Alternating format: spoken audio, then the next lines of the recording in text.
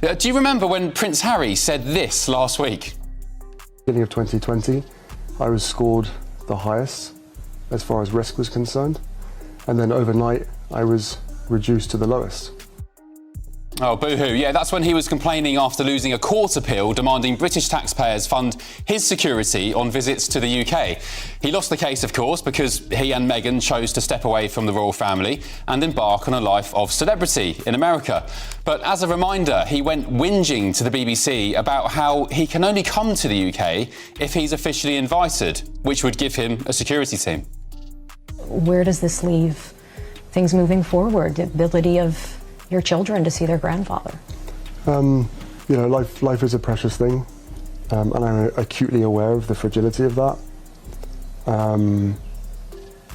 I can only come to the UK safely if I'm invited.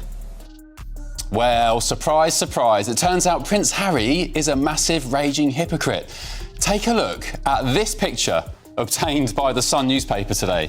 It's the Duke of Sussex himself, pictured on a doorbell camera, calling at houses in a London street as he looked for a friend's home. Harry, who has always insisted he feels unsafe without armed cops, tried his luck at 3 random houses before finally finding the right one. It gives a whole new meaning to the game knock down ginger, doesn't it? One resident said their housekeeper opened the door but didn't recognise Harry. And another source told The Sun 2 of the houses he knocked at are at complete opposite ends of the road, which is about half a mile long. It's a bit odd he didn't seem to have a clue which house he was aiming for. I don't think many people would just walk down a road knocking on doors, let alone if you don't feel safe. The Sun on Sunday previously revealed Harry also stayed at a friend's private home and, against security protocols, had a Deliveroo sent to the front door. So let's just recap for a second, shall we? Harry's been battling the Home Office in the courts demanding taxpayers, you and I, fund huge armed police teams for when he visits the UK. He's been complaining he simply can't bring his family to Britain without armed police and refuses to fund his own private security because he's entitled to British coppers. Yet at the same time, he's gallivanting up and down a busy London road, there he is again, that picture, knocking on random doors, all by himself, trying to find a friend's house without so much as an advisor in tow. And by the way, it was less than a year ago that Harry and Meghan were given a stately welcome to Colombia, one of the most dangerous countries on earth, in what critics called a faux royal tour. Time and time again, Harry and Meghan have both proved themselves less than reliable when it comes to the truth and left wanting in their constant pleas for sympathy. And tonight, I actually feel sorry for the King, King Charles, who, much like Meghan Markle's father Thomas, can't see his grandchildren because of Harry and Meghan's behaviour. If Harry feels unsafe enough to walk down a London street without security, banging on doors and getting food delivered via Deliveroo, surely he can arrange to bring his kids to see their unwell grandfather at one of the very many well-protected royal households across Britain. For me, Harry's making a deliberate decision to keep his children away from the King, and it's a big crying shame. 22 bombshell, revenge, Meghan, Harry and the war between the Windsors. Tom, good evening, nice to see you.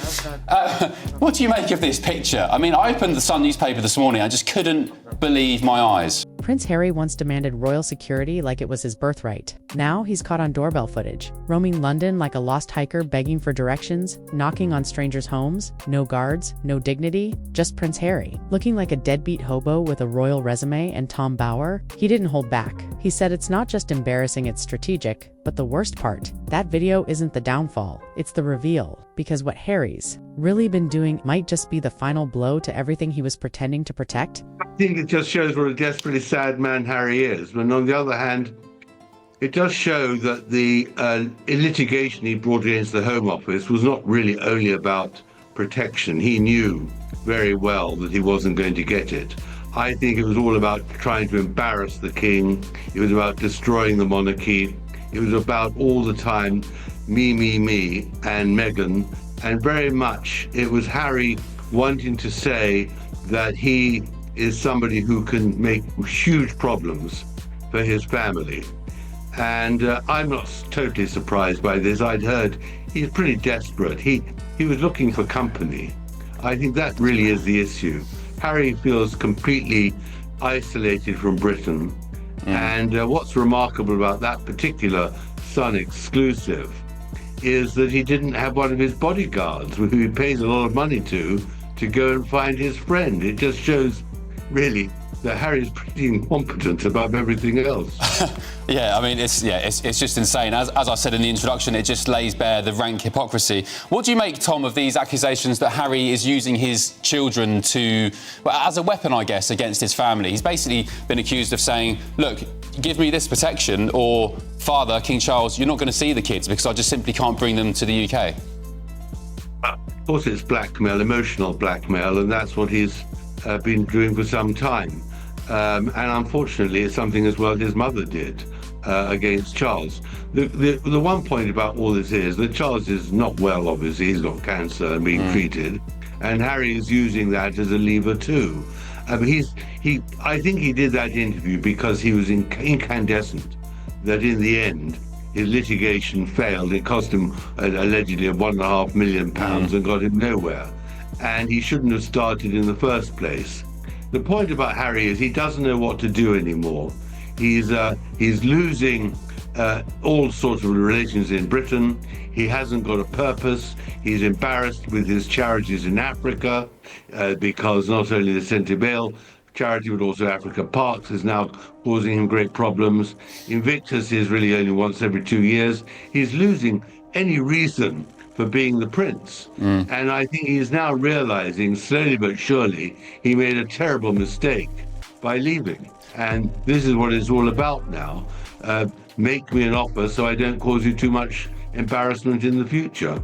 There was a time Harry flew in private helicopters, flanked by elite guards. Now he's knocking on doors like a confused pizza guy in Kensington. And this isn't a tabloid rumor, it's real. 3 houses, 1 confused prince, half a mile of wandering, all while insisting the UK is too dangerous to visit. He told courts he's a high-level security risk, that without armed officers he couldn't set foot in Britain. But here he is, on camera, alone, no team, no plan, just vibes. Tom Bower called it out immediately. The hypocrisy, the performance, the manipulation. Because if you're too unsafe for public streets, why are you out here playing knock-knock like a sad teenager who forgot their house key? Tom, just finally, do you think Harry's happy? Because Meghan, in the past couple of hours, she's posted some pictures of their date night last night, watching Beyonce in concert. We've got some pictures here. This is what Meghan put online a couple of hours ago. Harry there. I mean, he's smiling. He looks happy. He's wearing a pretty funky hat. This is a selfie. He looks slightly sweaty, as you'd expect at a concert, I guess. And Meghan also posted this picture of inside Harry's hat. So there's a British flag, there's a flag of the United States, there's the outline of the continent of Africa, there's Archie, Lily, and the words "my love," which I think is Meghan's nickname, right, Tom? Do you think he's happy, really, Harry? I think they're just actually brilliant media manipulators. It is extraordinary how the moment one headline comes up, or like the one in The Sun, or the moment Kate does something with her children, the Montecito media machine gets whirring up, immediately gets the retaliation in. And this is really all just part of the battle. No, he's not happy. She's clearly very unhappy because she's had some terrible reviews for her programs. But all they can do all the time is fire pot shots. Yeah. And we on this side are enjoying the spectacle because there's only one way that this can end in the end, and that's badly. But there's a lot more peaks and troughs and hijinks to go before we really see the climax of this astonishing saga. Yeah, the Sussex psychodrama, as they call it. Tom Bower, thank you for your company. Really appreciate it. Let's get the thoughts of my panel now. The former Labour advisor Paul Richards, former Scotland Yard detective Peter Blexley, and the journalist and broadcaster Linda Jubilee. Good evening, panel. Have you had a nice day in the sun? Lovely. We have. Good. You all look quite spring-like. Yeah, we're looking good. Ready to go. Linda the Lib Dem, Paul the Green. If only. Peter the, what are you? You take a guess. Peter, you're just Blexley. You don't need a nickname. Linda, let's start with you. Ladies first. Do you feel sorry for Harry? I do. He looks thoroughly miserable in my book. I don't know that I feel sorry for him. I'm becoming increasingly irritated by him. And although this kind of reveals something about my age, I was actually outside the hospital where the Lindo wing is when he was born. I was one of the reporters doorstepping the hospital. So I've reported it on him across a lifetime.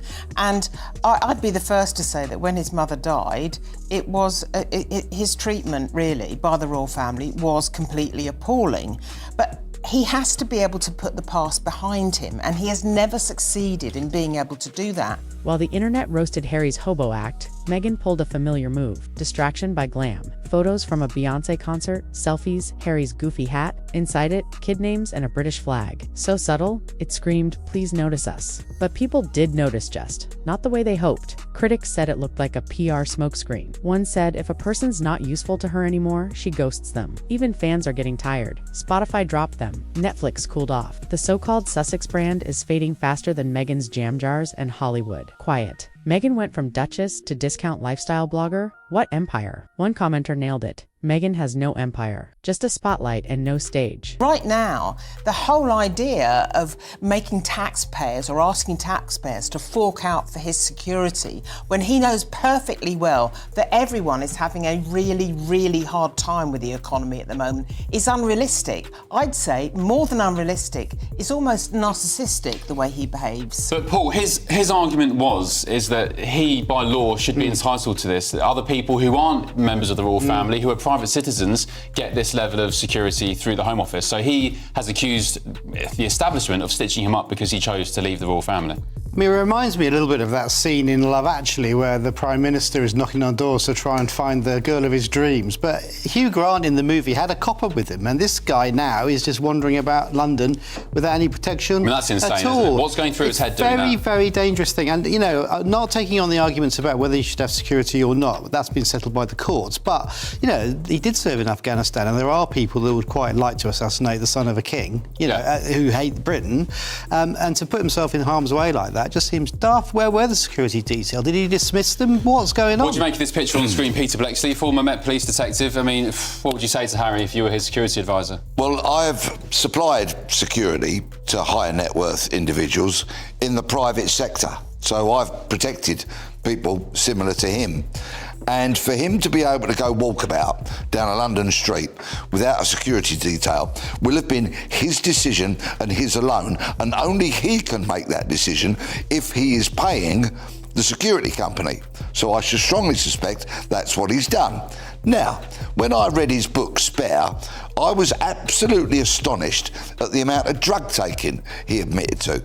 And in my experience, when somebody stands down their security team, it's because they're going off to do something they don't want their security to know about. I mean, I don't think we can say he was going to his mates to have a sex. I hadn't quite finished, but, you know, maybe he was going round his mates for a pizza and a bit of something that he might have, you know, sourced from Colombia. Maybe he wasn't. Oh, no. Or maybe he wasn't. Yikes. But normally, people stand down their security team because they're going to do things they don't want their team to know about. Well, obviously, Prince Harry's not here to defend himself on that. I mean, it's completely, I have to say, Peter, it's completely baseless. I mean, you are putting two... And I said maybe. I said maybe. I didn't say was. I said maybe. Who knows? We don't know. In his book, he talks about, was it magic mushrooms, smoking weed and cocaine as well, of course.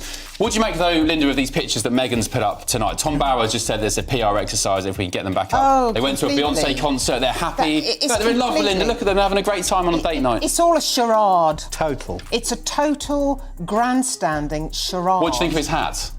I actually quite like the hat, but nevertheless, I think the way they cavort around, they don't have any self-awareness at all about what people must think. They need to stop all of this, stop all the Netflix stuff, stop all the stuff that leans on all their connections, and start thinking about how they might actually make a meaningful documentary and how they might actually, for example, amplify the Invictus Games or start a new charity or add to some good work. Well, how are they going to make a living if they don't carry on with all this that's my tripe point. that they keep churning out? That's my Don't point. you think the hat is a bit bonkers, though? What's it got, like writing and stuff on the It inside? says Archie, Lily and My Love. My Love is the Who has that nickname in a for hat? Meghan. Who has that in a hat? Paul, do you think Prince Harry, finally, before we move Yeah. on, Prince Harry said that he's going to be asking Keir Starmer for help in this process to try to reform the security arrangements with the Home Office and so on? I can't see it because of the reasons that have been discussed in law, but also just in terms of public opinion. I think he's made his own bed, he has to lie in it now. Yeah, all right. I had viewers at home. I had made a private pledge never to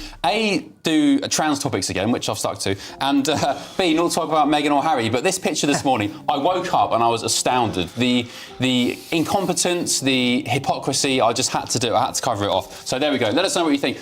What a story, by the way. A great tabloid story from my old friends at The Sun. You rang, my lord. There we go. Let us know what you think. gbnews.com/your say. That doorbell footage didn't just go viral, it hit deep. It showed a man who traded crowns for clicks and ended up locked out of his own legacy. Harry begged for protection, sued his own system, then walked the streets like a man with nowhere left to go. And now, even the monarchy isn't answering the door. Tom Bauer didn't just expose the footage, he exposed the farce. Because this isn't a royal tragedy, it's a royal cautionary tale. You can burn your bridges, but don't act shocked when no one rolls out a red carpet over the ashes. And if you thought this story was over, trust me, the next chapter is even messier.